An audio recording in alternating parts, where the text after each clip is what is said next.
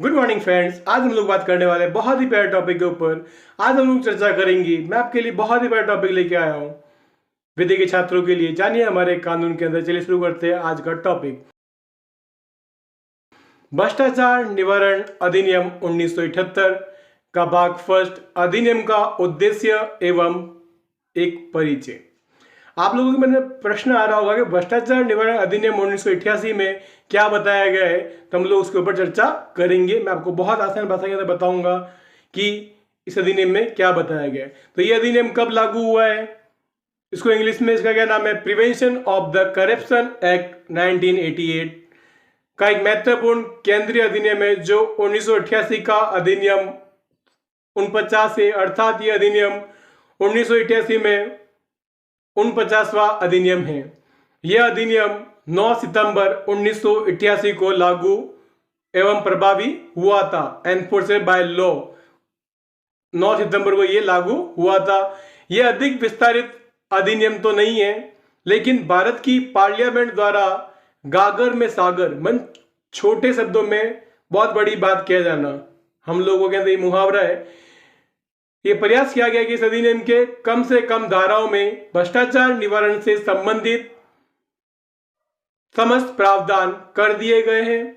इस अधिनियम को निर्मित करने का एकमात्र उद्देश्य भारत राष्ट्र को भारत भ्रष्टाचार मुक्त करना है, क्योंकि आए दिन हम लोग देखते हैं सरकारी दफ्तरों के अंदर एक गरीब व्यक्ति को बहुत सारी परेशानी उठानी पड़ती है, उसको न्याय नहीं मिलता है, तो वो रिश्वत बने लोग, जो गवर्नमेंट अधिकारी, वो लोग उससे रिश्वत लेते हैं। तो वो रिश्वत देना और रिश्वत लेना दोनों अपराध है। और इस भ्रष्टाचार होने की वजह से भ्रष्टाचार नेता नगरी वगैरह काफी लोग भ्रष्टाचार जो कर रहे हैं, वो भ्रष्टाचार नहीं होना चाहिए, उसे मुक्त करना है, क्योंकि भ्रष्टाचार दीमक की तरह एक राष्ट्र को धीरे धीरे खा रहा है। हम लोग, मोदी जी आज भी भ्रष्टाचार को रोकने के लिए बहुत कोशिश करते हैं, मगर भ्रष्टाचार नीचे से नीचे स्तर से भ्रष्टाचार आज भी बढ़ ही रहा है, वो कम नहीं हो रहा है। मगर मोदी जी के आने के बाद से धीरे धीरे बहुत सारे चेंजेस आए, इसलिए भ्रष्टाचार में थोड़ी कमी आई है। और अभी हाल ही में 2000 के नोटों को भी बंद करने वाले हैं। 9 सितंबर से नोट बंद हो जाएंगे, अक्टूबर तक नोट बंद हो जाएंगे। और एक मामले में उच्च न्यायालय ने भ्रष्टाचार निवारण अधिनियम के उद्देश्यों पर प्रकाश डालते हुए यह अभी निर्धारित किया है कि इस अधिनियम के प्रावधानों से यह इंगित होता है कि विधायिका का आशय भ्रष्ट लोक सेवकों, जैसे कि किसी आदमी को काम करवाना है तो वो रिश्वत देके अपना काम करवा लेता है, और गरीब आदमी कहां से पैसा लाया, वो अपना कार्य। भ्रष्ट लोक सेवकों के कृत्यों को गंभीरता से लेते हुए उन्हें दंडित करना है तथा उन्हें भ्रष्ट कार्यों के लिए किसी भी तरह से माफ करना नहीं है। प्रत्येक त्रुटि, चाहे वह कितनी भी भारी क्यों ना दिखती हो, फिर भी उसे अनुचित हेतु से नहीं जोड़ना चाहिए। यह संभव है कि कोई विशिष्ट न्यायिक अधिकारी निरंतर ऐसे आदेश पारित करे जो न्यायिक आचरण को संदेह उत्पन्न करते हो, जो पूर्ण रूप से अथवा आंशिक रूप से निर्दोष कार्य कारण किए गए नहीं किए जा सकते हो। ऐसे मामलों में उच्चतम न्यायालय ने अपनाए जाने समुचित मार्ग एवं गोपनीय अभिलेख में उससे आचरण को नोट करना है, समुचित अवसर को उपयोग करना है। उच्चतम न्यायालय के न्यायाधीश का कर्तव्य न्यायिक अनुशासन को सुनिश्चित करना होता है। अब आपके मन में प्रश्न आ रहा होगा कि सर, मैंने रिश्वत तो हर इंसान लेता है, तो उसके लिए रोक भी लगी हुई है और आप उसके लिए शिकायत भी कर सकते हैं और ये बता सकते हैं कि आपसे कौन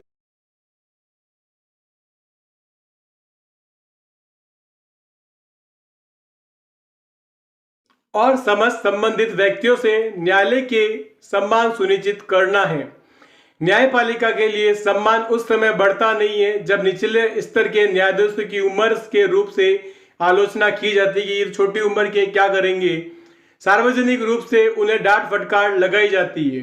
क्रिमिनल लॉ संशोधन अधिनियम 1952 के प्रावधानों में स्पष्ट हो जाता है कि विधान मंडल उसके अधिनियम करने का आशय भारतीय दंड संहिता की धारा 161, 165 या भ्रष्टाचार निवारण अधिनियम 1947 की धारा 5 के अधीन दंडनीय अपराधों के विचारण के लिए और तीव्र गति से उनका निस्तारण करने के लिए भारतीय दंड संहिता तथा 1898 को संशोधित करना था।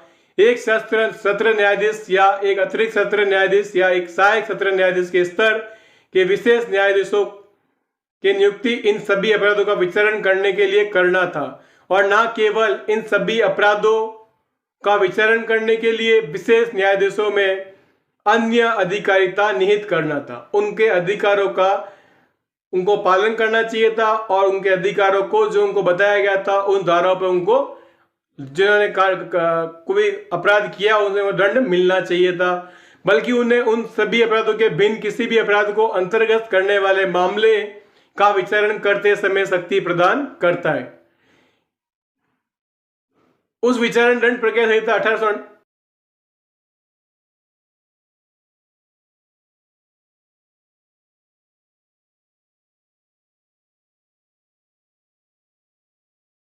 शक्ति प्रदान कर दी गई है तथा मजिस्ट्रेट द्वारा वारंट मामलों में विचारण के लिए दंड प्रक्रिया संहिता 1898 द्वारा विहित निम्नलिखित प्रक्रिया द्वारा अभियुक्त व्यक्तियों को विचारण शक्ति प्रदान करना था।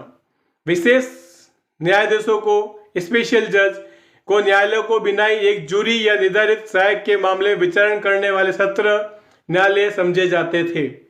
इसके अलावा सत्र न्यायालय को ऐसे अपराधों के दंड के लिए कानून द्वारा प्राधिकृत किए गए दंडादेश को किसी अपराध का उनके द्वारा दोष सिद्ध किए गए व्यक्ति के संदर्भ में पारित करने की शक्ति प्रदान की गई है। अगर कोई गवर्नमेंट अधिकारी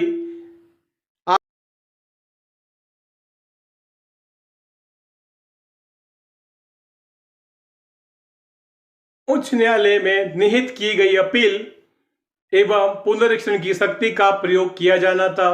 यदि विशेष न्यायालय उच्च न्यायालय की स्थानीय अधिकारिकता सीमाओं के भीतर निर्धारक को सहायता के बिना या जूरी के बिना मामलों का विचारण करने वाले ही न्यायालय थी। विशेष न्यायालय के समक्ष विचारण की प्रक्रिया को सत्र न्यायालय के द्वारा अभियुक्त के विचारण के मामले में उसे प्राप्त करने वाली एक रूपता प्रदान कर दी गई है।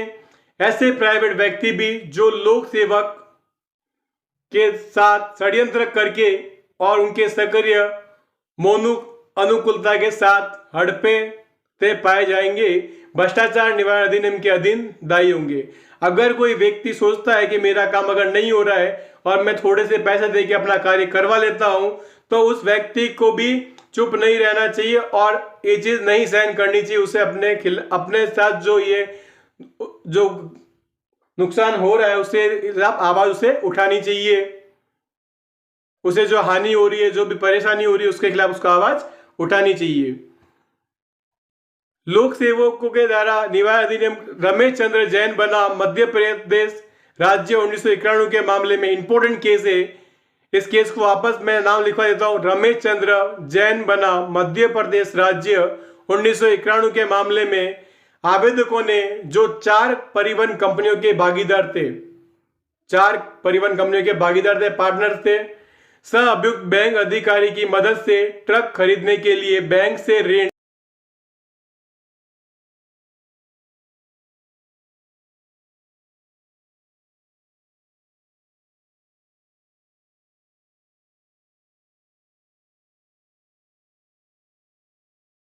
प्रदाय वस्तु किया गया। बैंक में कूटकृत दस्तावेज माने फर्जी दस्तावेज प्रस्तुत कर दी।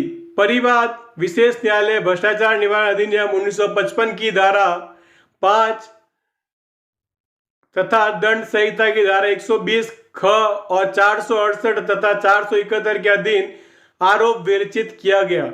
आरोप विरचन के विरुद्ध उच्च न्यायालय में पुनरीक्षण मुख्य प्रश्न ये उठा कि भ्रष्टाचार निवारण अधिनियम प्राइवेट व्यक्तियों पर भी लागू होता है कि अगर कोई प्राइवेट व्यक्ति ऐसा कुछ करता है जो उस पर लागू होता है या नहीं होता है, उसके बारे में बात करेंगे। आवेदन खारिज करते हुए मध्य प्रदेश उच्च न्यायालय ने यह निर्धारित किया कि इस बात की उपेक्षा नहीं की जा सकती कि संसद ने लोक सेवकों के व्यापक रिश्वतखोरी एवं भ्रष्टाचार के कारण, जिनमें से द्वितीय विश्व युद्ध से उत्पन्न उन परिस्थितियों की वजह से जिनमें बड़ी मात्रा में लोक धन का सवितरण करना पड़ रहा है, भ्रष्ट लोक सेवकों के विरुद्ध समुचित कार्रवाई करनी चाहिए और खिलाफ कार्रवाई होनी चाहिए, उसके लिए आवाज उठानी पड़ेगी हम लोगों को। और भारतीय दंड संहिता के उपबंध में पूरे नहीं पढ़ रहे हैं। वर्दी हुई है 1947 के अधिनियम संख्या 2 को अधिनियमित किया गया है। अतः इस बुराई की गंभीरता से रोकने के लिए और भ्रष्टाचार को समाप्त करने के लिए उद्देश्य से 1947 के अधिनियम संख्या 2 को अधिनियमित किया गया। यह अधिनियम एक प्रकार सामाजिक विधान है जिसका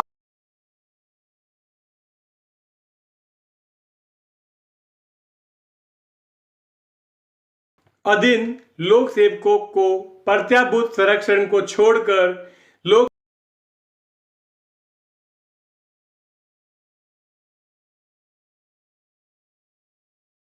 भारत प्रभुसत्ता संपन्न गणतंत्र बन गया। और तो विश्व युद्धोत्तर परिस्थिति में कोई सुधार नहीं हुआ और लोक सेवकों व्यापक भ्रष्टाचार यथावत बना हुआ। और केंद्रीय सरकार और राज्य सरकार ने अपने नागरिकों के जीवन में हर क्षेत्र में रहन सहन के स्तर को सुधार करने के लिए दृष्टि से पंचवर्षीय योजना के अधीन ऐसी बड़ी बड़ी परियोजना में अपने हाथ में लिए, जिनके लिए करोड़ों रुपए में लोक धन का वितरण किया जाना है। इनमें इस बात को पूरी संभावना है कि कर्मचारी लालचवश अपने लिए अच्छा लाभ कमाने के लिए देश की त्वरित प्रगति को रोड़ा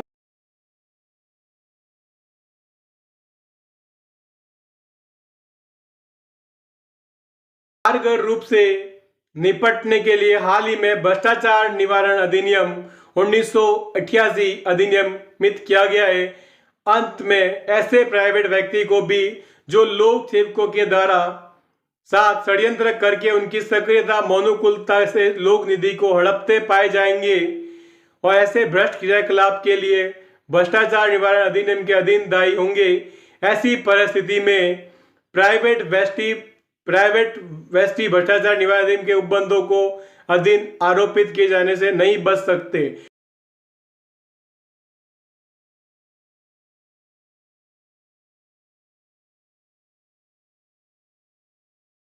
अगर आपको मेरा वीडियो अच्छा लगा हो तो एडवोकेट प्रशांत के चैनल को सब्सक्राइब कर लीजिए और बेल आइकन को दबा दीजिए। Stay tune.